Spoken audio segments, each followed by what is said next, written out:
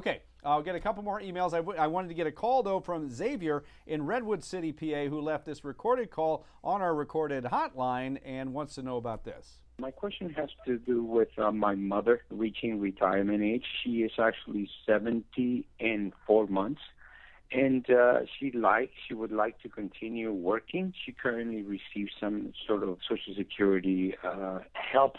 I don't know exactly how to define it, but she's not collecting Social Security per se. And so I believe I heard that she needs to collect her Social Security before she reaches 70 and a half before she could incur a penalty up to 50%.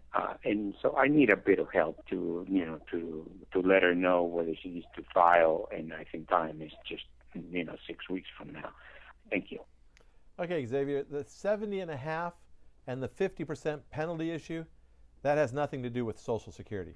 That's required minimum distributions from IRAs and 401ks and other qualified retirement accounts. So don't worry about that 50% penalty issue. There is no penalty for signing up late or for never signing up for a Social Security benefit. Also, once you get past age 70, there's no benefit for waiting and delaying taking a Social Security benefit. So the 70 and a half, as it deals with Social Security, is the latest you can sign up for your age 70 benefit and start receiving a benefit at age 70, get a check for the last 6 months and keep going at your age 70. It will not increase for delayed retirement credits type issues past age 70. So there's no reason for her to wait until 70 and a half. There's no reason for her to wait until Thursday. Today, tomorrow, sign up, have your mom sign up for Social Security as of 70 years of age. She'll get a check for the last 4 months of whatever her age 70 benefit is, and then she'll start receiving her age 70 benefit for the rest of her life. There are no retirement earnings tests. She doesn't have to give any of it back. If she wants to keep working, that's a great idea for her if that's what she wants. Let her keep working and get her Social Security benefit from here forward. Yeah, and you can go back if you haven't applied. You can go back 6 months and recoup 6 months worth of benefit that you were ultimately eligible for. I can't go in at 62 and retroactive 6 months because I wasn't eligible at 61 and a half. Of course not. But she's 70 and a half she's or almost 70 70 in 4 months, and yeah. she can go back and get the last 4 or 5 by the time she does this payments as a lump sum and then start receiving her benefit going forward. So now this idea that we can get a retroactive payment in the new tax bill or budget bill that just passed, it got rid of retroactive payments, but that's only for people who are looking for a retroactive payment based on suspended benefits. I apply at 66, I suspend them, and at some point between 66 and 70, I change my mind and tell them to unsuspend them as of 66 and send me a check for all the missed ones. That is going to be gone in 179 days. We won't have that option anymore.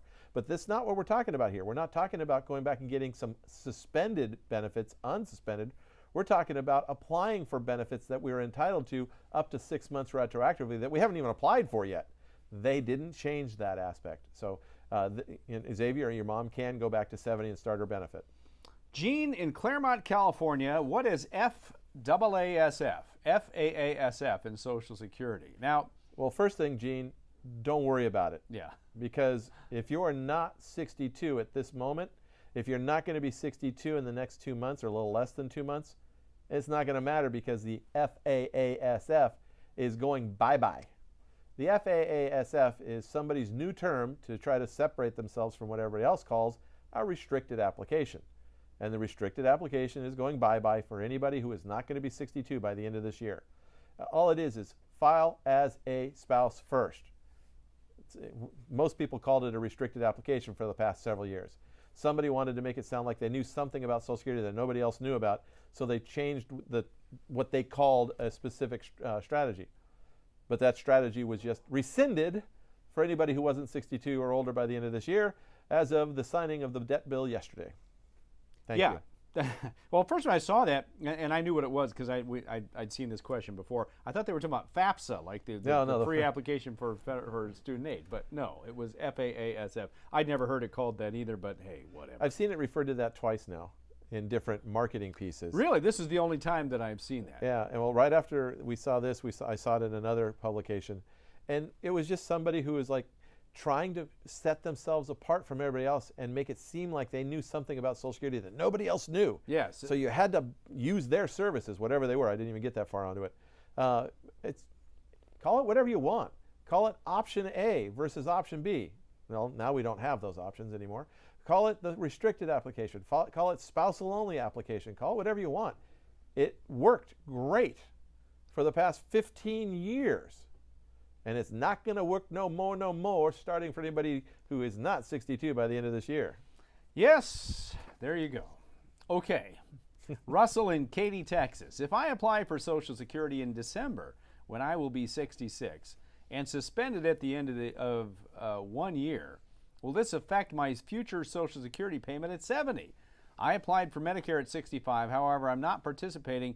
Will my Medicare coverage or premium be affected at a future date when I resume Social Security after suspending it? Thanks for your help. Well, you can file in December when you're 66, and then 1 year later, suspend it and let it grow. So you're going to suspend it at 67 and let it grow until age 70. It will grow for 3 more years. It will have 36 months of the delayed retirement credit. So it will grow by roughly 24% when it kicks back in at age 70. Now, if anybody is receiving a benefit from your work record at that point, they will also get suspended because that's one of the new rules. Will it affect your Social Security benefit? Well, it depends. I mean, you say you're not participating in Medicare right now, so I'm presuming the reason you're not participating in Medicare is because you have current employer group coverage, health coverage, and therefore you don't have to sign up for Medicare. But if you're a retired individual, you are not covered by current employment health coverage, or you're not covered by spousal's current employment health coverage, you can go back into Medicare at a later date, but it's going to cost you.